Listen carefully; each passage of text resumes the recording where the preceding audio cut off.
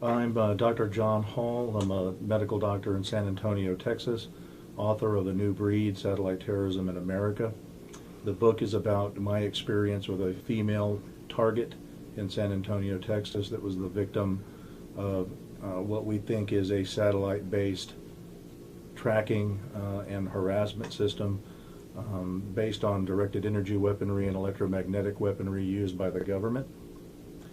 My impetus for writing the book was to expose the fact that this technology is being used nationwide and globally in an apparent experimental fashion to harass certain people. This started about 2006, was ongoing with the female victim that I wrote about until her name was changed and she was moved out of the city where she was being targeted. The perpetrators of the targeting were a private investigative group owned and operated by a former FBI agent who hired nothing but his relatives to work for him. We spent a lot of time doing counter surveillance on this group to make sure that we had the correct identities. Once their identities were turned into the police, they then began to target me with some stalking and break-ins into my home. They did victimize me with some stalking and some home break-ins. As of lately, they have fairly left me alone, I think due to the publicity I've gotten from the book and the screenplay that's been written on the book. The group perpetrating the attacks in San Antonio and in other Texas cities has been identified by myself and others independently of me, and is a former FBI agent running a private investigative group. I've never directly approached them, but we did spend quite a bit of money counter-surveilling them, running their plate numbers, and making sure that we have legitimate identities. The private investigative group is accessing a government form of tracking technology and electromagnetic weaponry that allows them to remotely track a person, apparently via electromagnetic impulses picked up from their brain, as well as basically torture them with electromagnetic weaponry that can cause increase in heart rate, muscle twitches, heartburn, severe headache, blurred vision, and attacks on the central nervous system. This is actually being reported by approximately 300,000 other people nationwide and appears to be experimental in nature. The people doing the targeting, do you think it's basically overseen by one group or a lot of different groups? The perpetrator groups doing this type of targeting do have to be given access to this technology. This isn't technology that anyone can get online and find access to. At the very top, there are appropriate agencies collecting the data. However, at the community level in each major city, there are perpetrator groups that are pretty much allowed carte blanche to use this technology however they see fit. Some are attacking certain groups based on sexual orientation, gender, or race. Some are using it for corporate espionage, but in the grand scheme of things, as the data comes back to appropriate agencies, the mix does appear random. But as I said, there are like a group in Palm Springs that's mostly gay men being targeted. The group in San Antonio mostly uses this for harassment, for sexual assault purposes. But even though each city may have a group using it for specific reasons, in the grand scheme of things, if you look globally, it's a random sample. While I've only a couple of times actually tried to measure for radiation, I know several targets have actually measured for ionizing radiation or X-ray type of radiation and have found there to be ionizing radiation in their homes. I never had that experience with myself or the victim I wrote about in my book, but I have read and had reports from victims like Jesus Mendoza, who's mentioned in the appendix of my book, who did measure increased radiation levels in his home secondary to targeting. The perpetrator group in the San Antonio area seems to specialize in tracking and targeting single women for sexual assault. In the case of the girl in San Antonio that was written about, she was having either Rohypnol or GHB, both date rape drugs, placed into her bottled water and other food sources in her home. She was being drugged with these date rape drugs and sexually assaulted while on them. These drugs are well known to completely inhibit memory.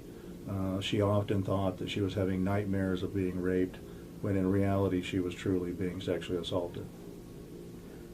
This is a common finding among female targets nationwide and globally.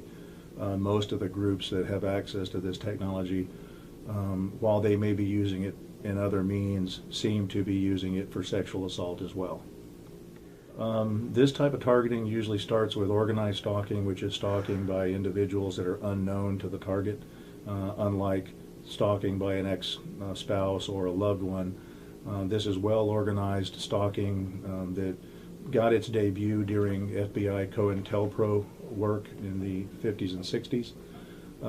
It's 24/7, stalking at your home, stalking at the workplace. 24/7, we think the stalking accomplishes two things, both psychological form of warfare to put the victim, the target in a victim mindset, as well as gives them the ability to GPS the victim by location, to obviously get a remote read on some form of biometric identity, which we think is probably their EEG or brainwaves, for further tracking. Other reasons that they stalk individuals that I found in communicating with over 5,000 individuals now, either by email or by phone or in person.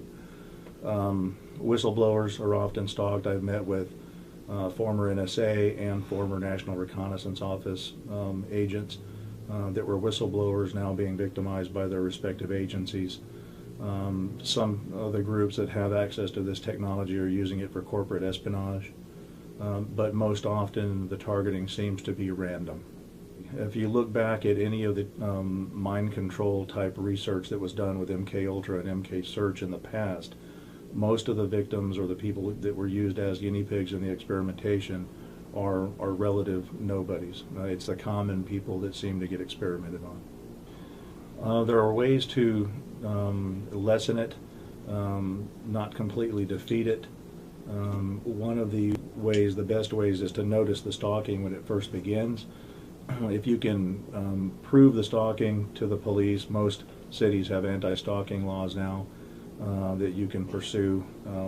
Once you're left with mostly directed energy attack, or what we refer to as electronic harassment, it becomes a little harder because there's no tangible evidence for you to present to law enforcement.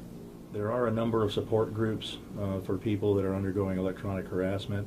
The International Center Against Abuse of Covert Technologies, or ISAACT.org, Freedom from Covert Surveillance and Harassment, and mindjustice.org, or just three of many human rights organizations that have banded together to help combat this problem nationwide and globally. Things that a target probably shouldn't do once they realize they're being targeted is try to convince people of your targeting that are already non-believers. The whole goal of targeting is to eventually get you in front of a psychiatrist to draw a schizophrenic or delusional diagnosis.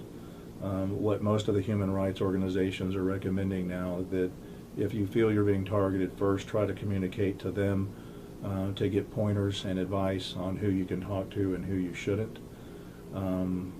As stated before, one of the main goals with this targeting is to get you to call the police over and over with complaints that can't be proven, which will eventually land you in front of a psychiatrist who usually won't listen to or look at any of the research or articles you bring in, but will be looking to give you a psychiatric diagnosis. Once that diagnosis is given, typically the police won't respond to any further targeting, which may escalate after you're diagnosed. The shootings in Colorado, Connecticut, or the Navy Yard, are any of those possibly related to this? The shootings at Colorado, the Navy Yard, and in Connecticut At least one of those we know was a targeted individual. Aaron Alexis had emailed Freedom from Covert Surveillance and Harassment on 3 occasions. His emails were very well written, were very logically thought out, did not read to me like the rantings of a madman. In his emails he stated that he did have a clearance, he did work for the DoD, he knew what the weapons technology was, and felt like he had identified where the research and possibly the attacks were coming from, which days later, after his last email, he did have the shooting at the Navy Yard, which I'm assuming he felt was where the attacks were coming from. Of course, had he told us he was going to do that, we certainly would have backed him away from that plan. None of the human rights organizations dealing with electronic harassment, nor myself, endorse violence in any way. We feel like the harassment is being done as a larger form of experimentation. If you look back at the original mind control studies of MKUltra and MKSearch, the victims were almost always nobodies that lacked the financial or political clout to do anything about the victimization. Mind control research has been ongoing in this country by all of the intelligence agencies and the DoD since the 50s. Advances in technology, satellite technology, and RF technology have allowed the lab to be taken out of the laboratory and into society.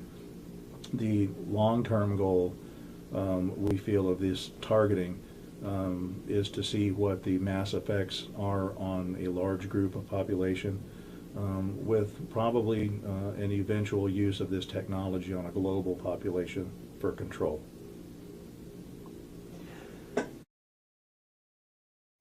You were interviewed by a magazine in Colombia, and this article also had quotes from President Vladimir Putin from Russia. President Putin from Russia was quoted in an article where he stated that directed energy weapons, psychotronic weaponry, weapons that attack the central nervous system would be the future of warfare. His exact quote was that whichever country controlled the best directed energy weapons would control the globe without bullets or missiles. This quote was largely ignored by the American press. The only press agency that picked up on it was El Espectador out of Colombia. They contacted me to get some quotes and some information for an article they did about it. To date, I have not seen any major media in the United States address Putin's quotes or the article from El Espectador. But he was very clear that they were actively pursuing directed energy weapons that attack the central nervous system. So has there been any response from the U.S. media? There's been limited response from the U.S. media. The Washington Times recently did do an article on the Aaron Alexis shooting, mainly because he etched "This is my elf weapon" into the side of the shotgun that he used in the shooting. And of course, there has been a screenplay written on my book, A New Breed, Satellite Terrorism in America, that we hope to use as a dramatic and educational effort on the big screen. In the last decade, since I've been dealing with this type of technology and the victims, there has been an escalation in the number of victims voicing these complaints both here and abroad. It's not going away. It does seem to be worsening, and the numbers of people complaining of this now cannot be explained away by any type of mental illness. This is experimentation until proven otherwise, and hopefully more and more major media sources will pick this up. I think we'll see more and more shootings as our government tries to get gun control issues passed. Certainly the Aaron Alexis shooting, and I suspect the Connecticut shooting and the Colorado shooting all had some elements of control involved with them. I've got a second book called Guinea Pigs, Technologies of Control. Anyone that's read A New Breed knows that that's mostly the story of a female victim in San Antonio. The Guinea Pigs, the Technologies of Control, delves a little further into the technology, the history of how we've come to this point. has been written with several classified documents that I was allowed to get my hands on. There's been a lot of resistance to getting this book out through redaction and censorship. However, it is complete.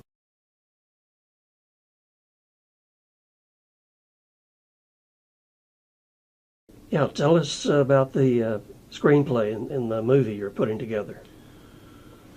Because electronic harassment and targeting with this technology has become so rampant in the United States, after writing A New Breed, Satellite Terrorism in America, the number of people coming forward with these complaints was mind-boggling.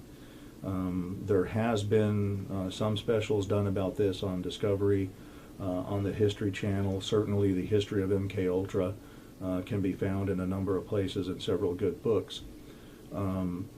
However, once A New Breed, Satellite Terrorism came out, there was such an overwhelming response of people being victimized by this way, and people emailing me after hearing me on radio shows, that I realized quickly that we need another venue to get the word out to people that this technology exists. A great screenplay was written based on A New Breed, Satellite Terrorism in America. Mr. Mike Muirhead with Bandera Films is working with the production on a movie based on the screenplay and the book A New Breed. We're currently seeking investors. This is a movie that will be produced as a drama based on a true story, not a documentary. It has a great storyline based on a true story. It has a great script. We're currently seeking investors that would like to invest in making this movie come to completion, which will be a great way to educate the public through an entertainment venue that this technology exists and is being used on innocent Americans.